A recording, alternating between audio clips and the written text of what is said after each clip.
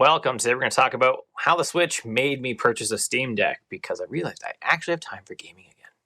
So when I logged back into my Steam account in January 2023, early, just after we got the kids a Switch, I realized that it had been almost exactly 10 years since I'd really logged into my Steam account and done anything. About 10 years ago, I was playing BioShock 2.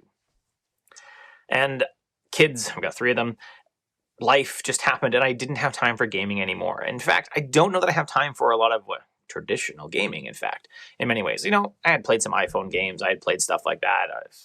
Some games like this, easy time wasters. But I hadn't really sat down and done, gaming in the traditional sense. Playing BioShock, playing something like Hollow Knight. Loving it, by the way. So what caused me to set it up again and really dive into Steam, get a Steam Deck, was the Switch, because we got a Switch, and quite quickly I realized that the kids were using it, and I was like, but I have time to use it right now. I want to be using it. And I realized that I did have time for gaming again. My kids are just old enough to be going to activities, to other things, and I have time at the end of the night to sit down for half an hour and do some gaming, or to sit down while I'm waiting for them outside piano lessons, outside of other things, and sit down and do some gaming.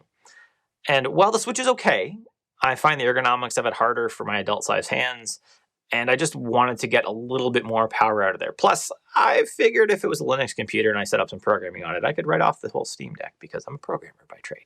And then I could just say this was for work. It's an alternate work machine. So it's a write-off. So alongside the Switch, I actually grabbed Hollow Knight. Was one of the first games I grabbed. So this looks like a game I'll like. Am I actually going to play it? Am I going to put time into that instead of reading, instead of working out, instead of doing other things like that? And the deduction was, yes, I actually am going to play it. And so then I ordered a 256 gig Steam Deck, which I've honestly really loved ever since I have saw Valve first announce it. I really wanted to get a Steam Deck. I thought, hey, this looks like a cool device, a device that I would use possibly, but I just wasn't sure I'd actually have the time to use it, or it would sit around and just be a device that I have. Amongst the many things I own that I don't actually use very often, I need to get rid of. Would this be one of them? Like I said, with the Switch out there, I realized this is not going to be one of the things that I just sits around. It's something I can sit down with and use on the regular. So like I said, I purchased a 256 gig Steam Deck.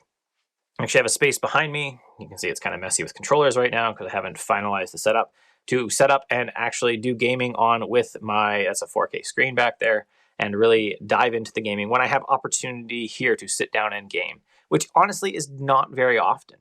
So some people I've seen say online, why would you dock your Steam Deck? Why don't you just get a gaming computer then, or a gaming laptop? And the truth is, that's a gaming laptop I'm not going to be able to take with me, right? I have a small case coming for a TomTalk case coming for the Steam Deck.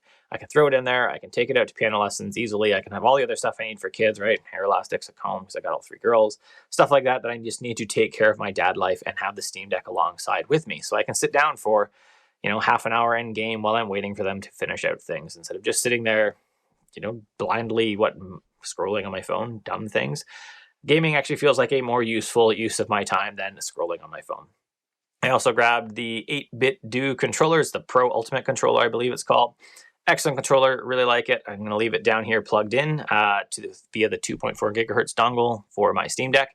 And I can also use it as a 5th controller on the Switch upstairs when we're playing something like Ninja Turtle Shredder's Revenge, because the kids have loved it, and we only have 4 controllers. And then if my wife chooses to play, we can actually have 5 people in there, because there are 5 available slots in that game. Excellent game, highly recommend it. I also grabbed a JSOX carrying case for it. Has a little bit more room in it than the Steam Deck case that it comes with. Steam Deck case is great, but has a little more room for stuff like spare set of headphones, charger, stuff like that. I generally like to have everything together. So my Switch case actually has a charger for the Switch case. All the cables I need when we go traveling with the Switch. So I can just grab that one case, throw the 2 controllers that we have here in it, and take it with me and just have it all together. I have a travel charging case with chargers dedicated just to travel, all the cables dedicated just to that. I'd like to do that as well for the Steam Deck, and so I will have that JSOX case for it. I'll do a full review of that later.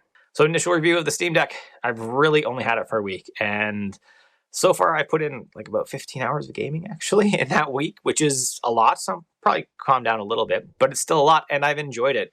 I played mostly Hollow Knight, played a little bit of Super Meat Boy, and that's really it. I think the biggest problem that's going to happen is that I see so many Steam games coming up for sale that I just want to keep buying them and spending a lot of money. Now, I actually found the biggest revelation was that the controls are so much nicer on the Steam Deck than they were on the Switch that Hollow Knight suddenly felt easier. It felt easier to do moves like bouncing off the spikes, the pogoing, they call it, right? Bosses that I struggled with, I went in and just beat right away. I was like, that wasn't even hard this time.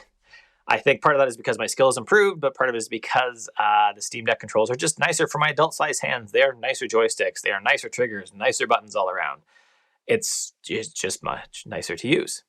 So far, I haven't found the Steam Deck too heavy for my 40 to 60-minute gaming sessions.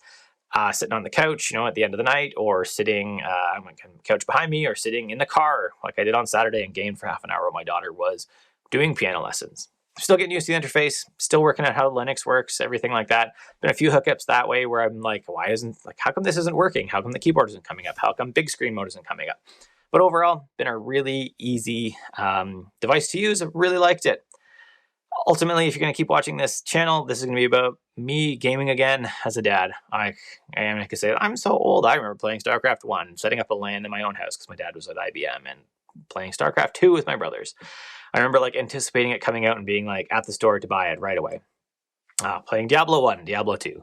Lots of old stuff I played. Playing games old enough that they weren't clocked properly. So when you got a really fast processor on your newer computer, they'd run so fast the computer would beat you instantly because it was just to the processor time. So this is going to be me talking about the games that I like, how I'm gaming, the products I like with my Steam Deck, the products I like even with the Switch a bit, because I played Ori on there. I think it's Will of the Wisps is the one I've been playing. That's only available on the Switch for me right now, not available on the Steam Deck. And overall, that's what we're going to be talking about. So if you want to talk about, a 40-plus-year-old dad gaming and what he likes, what he's doing to game around with his kids, this is the thing you want to be watching. Have an awesome day.